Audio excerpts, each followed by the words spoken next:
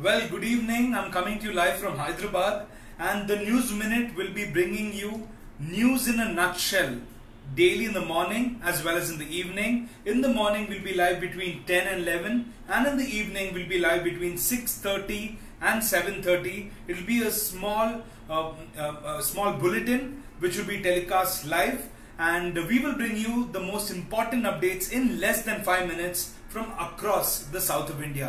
Let's begin with the updates from Kerala. Heavy rains pound North Kerala. Kozhikode and Wayanad, red alert has been issued for both these places. In Malappuram as well, for tomorrow, a red alert has been issued. 9 camps have opened up in Malappuram, out of which 7 are in Nilambur itself.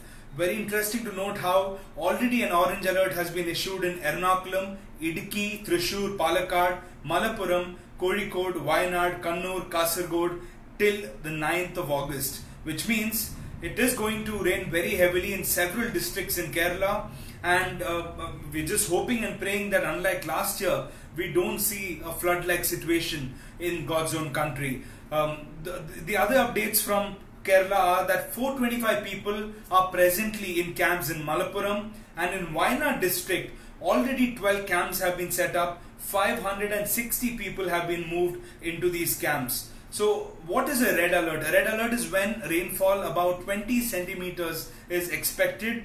That is when a red alert is given out, and an orange alert is given out for rainfall between 6 centimeters and 20 centimeters. So a lot of rain expected to lash various districts in Kerala. Stay safe if you are watching this bulletin from anywhere in Kerala. Moving on to another update, which is about the gold smuggling case. The customs officials who are the ones who are investigating the Swapna Suresh case or the gold smuggling case, they have actually objected to the bail request of Swapna Suresh. In fact, they happen to say that she is extremely influential and that she has considerable clout in the Kerala police. So they went on to tell the court today that granting bail to Swapna Suresh is something that is going to be really hazardous to the case. So not only the customs officials but also the National Investigation Agency, popularly called as NIA, they have also objected to the bail. In fact, they've gone on to say giving Swapna Suresh bail will only derail the investigation.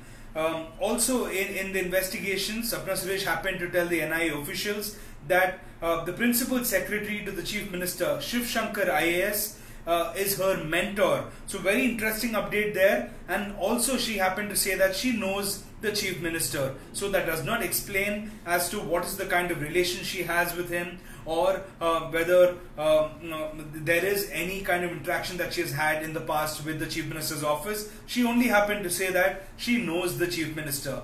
Moving on to Karnataka, heavy rains lash Karnataka as well, not only Kerala. Neighbouring states of Karnataka and Tamil Nadu have also reported very heavy rains in several parts. In fact, in coastal Karnataka, Malnad and northern Karnataka, heavy rains lashed today, which has led to overflowing of rivers and landslide in various areas. For example, in Talakaveri in Kodagu, 4 people have gone missing after the heavy rains. Also, another landslide has been reported from Mudigere in Chikmagaluru district.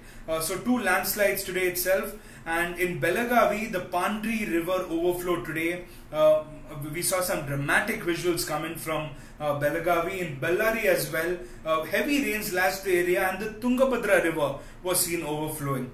Good news is that 50 crores has been released on a war footing by Chief Minister B.S. Yediyurappa for flood relief operations. So that comes as a good sign from the government, and we're hoping that, like I said earlier, we're hoping and praying that the rain situation remains under control and no major devastation is reported. A quick update from Tamil Nadu as well. In Avalanche, which is in Coimbatore district, 58 centimeters of rain in the last 24 hours has been reported. Massive rain and strong winds have resulted in uprooting of trees and electric lines in Avalanche in Coimbatore district.